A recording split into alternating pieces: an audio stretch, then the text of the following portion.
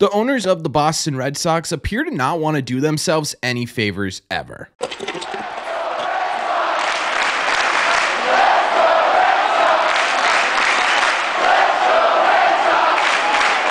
What is going on, everybody? Welcome back to Red Seat Radio. My name is Corbin, and Sam Kennedy just a couple of days ago had an interview where he said something that really got fans riled up, something that Red Sox ownership, at least over the past year, has been really excellent at, and something that could have an impact on the 2024 team. So what we are going to do in today's video is we're going to break down what Sam said about the current Boston Red Sox. We're going to talk about why he may have said it, and we're going to talk about why it's got fans riled up, plus what its impact on the 2024 Sox could look like. But before we get into that, do me a favor, make sure you guys have hit that subscribe button if you haven't already. If you're new here, we talk Red Sox content almost every single day. Also, don't forget these episodes are also always available in podcast form, whether that be on Spotify, Apple Podcasts. You can listen to Red Seat Radio anywhere on the go. All you have to do is click the link in the description down below, or just head over to your favorite app and look up Red Seat Radio. Thank you all very much for clicking on this one. Let's get into it. So the excerpt we're talking about today was from an article by Chris Ryan, but the conversation that took place with Sam Kennedy was on the Greg Hill Show on WEEI, and it was last Thursday when he was asked about whether or not he thinks the Red Sox are overperforming to this point in the season despite their .500 record. Now, obviously, I'm not going to share the entire conversation with you, but I am going to share this excerpt right here. Sam Kennedy saying, quote, "On the other hand, our bats have gone quiet at the wrong time. Our defense has not been where it needs to be, and of course, we've suffered the loss of guys like Trevor Story and Tristan Casas and Tyler O'Neill now going down, so that's not an excuse. It's on us to stay healthy. That's part of competing. We're right at the 500 mark here, 56 or whatever it is games into the season.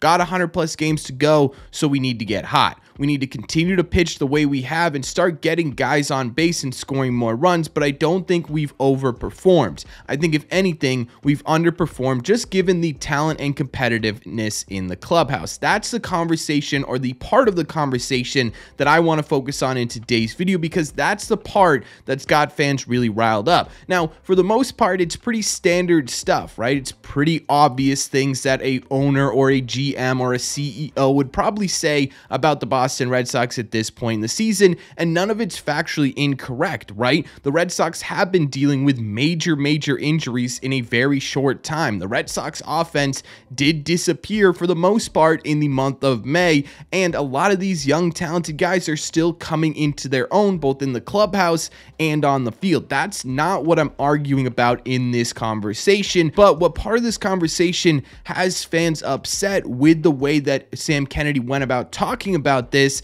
is the last line of this excerpt. "But I don't think we've overperformed. If anything, we've underperformed just given the talent and competitiveness in that clubhouse." Now, I was personally one of the people that did get riled up about this, and there's a couple of reasons why here. The first one is the opportunity that had presented itself to say literally anything else, because I think for the most part, Red Sox fans would all agree that the Red Sox haven't really underperformed to this point in the season. In fact, because of all those pitfalls and because of the way this roster has been constructed, I would venture to guess quite a few of us would even say that the Red Sox have overperformed expectations so far. To be 500 in this division in third place, fighting for a wild card spot, is a lot more than I would say 85 to 90% of people were assuming the Red Sox were going to look like at this point in the season, and that's including a fully healthy team, right? That's not even including all of the injuries that the Red Sox have gone through.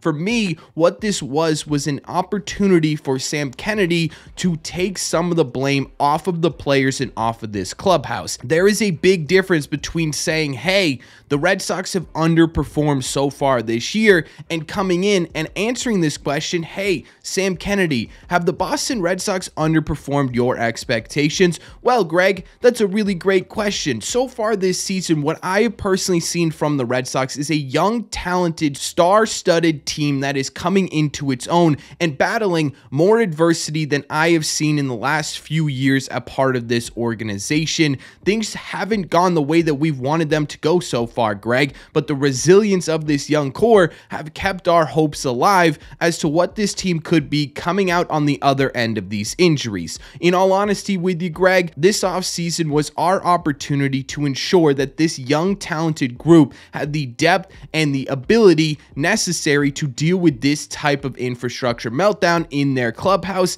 and we haven't been doing our job. We need to do a better job at ensuring that these guys have all the tools they need. Do you see how much of a difference that conversation makes than Sam Kennedy coming out and telling the Red Sox that they have underperformed their expectations so far this year? And again, I understand the conversation Sam's having here, and I understand why he said it. I don't think he meant it maliciously. However, if you break it out into the context of the entire offseason, this feels like another in a long line of conversations where the Red Sox ownership just refused to take any responsibility for the things going on the field, in which case they've had a very big part in, right? I think you look at why the Red Sox have, quote, underperformed this year, and a big reason is not the players in this clubhouse or the manager on the bench or even the front office. A lot of it is due to the fact that the front office itself was hamstrung in their ability to add depth, to add stardom, to add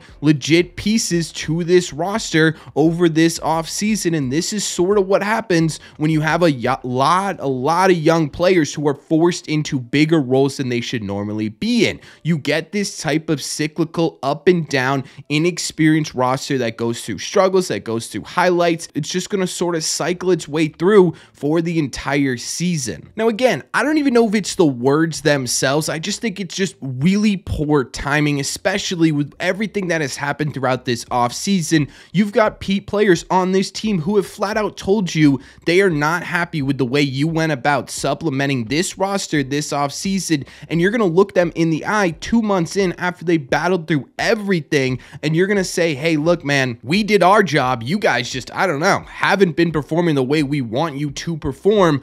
Can't exactly have gone over well in the clubhouse, right? Think about guys like Jarren Duran, who has played every single game so far this year, who has lived up to expectations, who's gotten even better defensively to turn himself into one of the best defenders in baseball, or Rafael Devers, who statistically is having one of the best seasons of his entire career after having battled, again, through a shoulder injury, through a knee injury, through colliding with Tyler O'Neill. Think about a guy like Tanner Houck, who worked tirelessly this offseason and this spring to become a legitimate Cy Young candidate and totally change the view that 99% of people have on Tanner Houck, right? Think about those guys hearing that, hey, look, we're doing our job.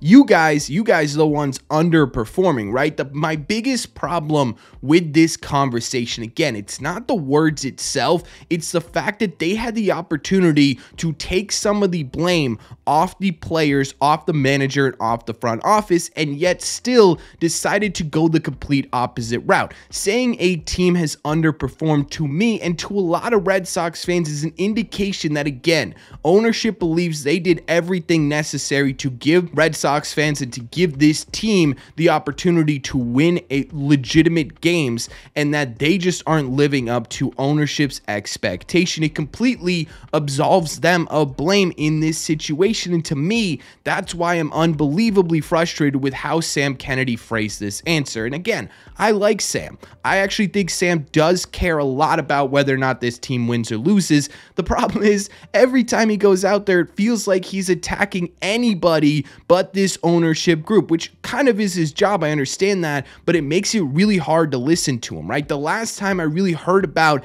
a Sam Kennedy interview, he was apologizing for calling Red Sox fans liars when they called them out, whether or not they still care about the Red Sox competitiveness. It's just every time Sam gets up there, it is a word salad, and it never ends up well for fans. It never really ends up well for ownership. It's just, it ends up, in my opinion, causing an even bigger divide in the fan base, and I think that's exactly what this quote is doing. And again, in a vacuum, you may think I'm sitting here overreacting to this conversation, and in a vacuum, you're probably right. But when you bring in the whole grand scheme of things and talk about the fact that the ownership is the one who's pulling the strings in this team at the end of the day, and they did not do their job, and everyone knows that they did not do their job, for them to not even admit a little bit, even just at the end of there, they've underperformed. But hey, that's our job to ensure that they are put in the best possible situation for them to perform the best they possibly can.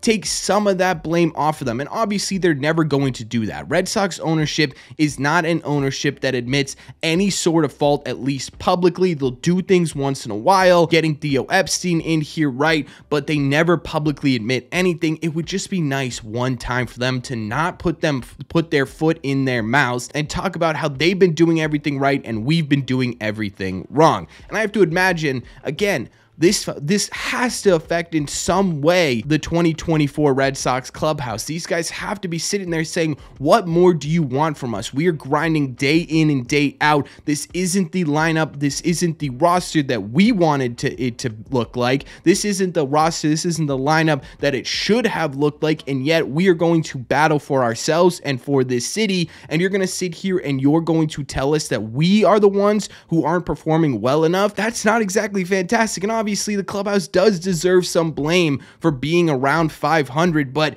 ownership definitely deserves some blame as well, and the clubhouse been taking the brunt of it this entire season. It just would have been nice for Sam Kennedy to come out here and give the Red Sox some, at least, hey man, we're here for you and we understand that we could have done a better job. But that's just my opinion, and again, it could be an extreme overreaction, so let me know in the comment section down below, what do you think about this? What do you think about what Sam Kennedy said? Do you agree with me where this does tick you off a little bit, or are you sitting there saying, Corbin, this means absolutely nothing to me. This is a nothing burger and you are just making content to make content? Let me know all your thoughts on Red Sox fans once again getting angry at ownership in the comment section down below. As always, if you made it to the end of this video, do me a favor. Make sure you guys have hit that subscribe button if you haven't already. If you're new here, we talk Red Sox content almost every single day. Also, make sure you guys have hit the like button on this video as well. Just helps these videos out a ton, and it's the best way to show that you like this type of content. If you want to see more of it, hit that like button. Thank you all very much for clicking on this one, and I will see you in the red seats.